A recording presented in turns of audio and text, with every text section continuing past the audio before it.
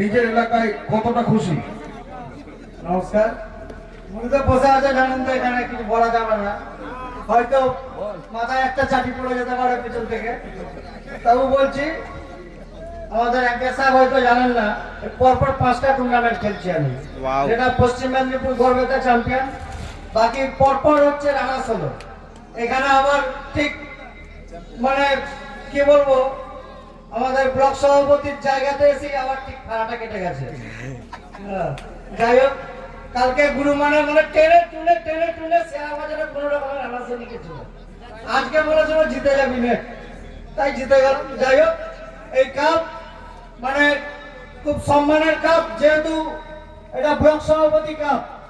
হয়তো ব্লক সভাপতি কি জিনিস সেটা একমাত্র আমরাই জানি, মানে উনি আমাদের কতটা কাছের সেটা মানে আপনাদেরকে আমরা বলে বোঝাতে পারবো না।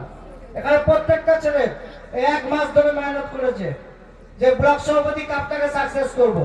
রায়না 1 নম্বর ব্লকে বহু জায়গায় খেলা হয়, কোনো জায়গায় জাগলার আসে না, কোনো জায়গায় অ্যাঙ্কার আসে না, এবং আরো একটা আমাদের ছিল প্রোগ্রাম ছিল, তারপর লাইট।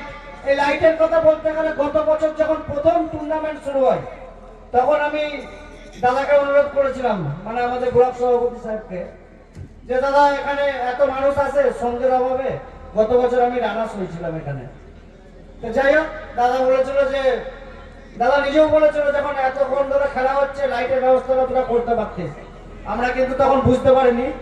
যাই হোক, এবছর লাইটের ব্যবস্থা হয়েছে, দর্শকরাও খুব আনন্দ পেয়েছে। আর এত দর্শক, মানে একভাবে যে দর্শক আছে শেষ পর্যন্ত, অন্য কোথায় মানে দেখা যায়নি।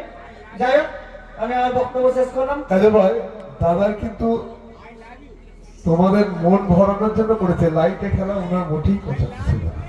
দাদাকে অনুরোধ করেছিলাম গত বছর, সেই কথাটা রেখেছে, মানে প্রত্যেকটা দর্শক চেয়েছিল আমাদের এখানে একটা লাইট। উনি বাস্তবটাই সবসময় মেনে চলে, দিনের বেলায় খেলাটাই ওনার কাছে ভালো ছিল। সামনের বছর আবার দিনের বেলায় হবে।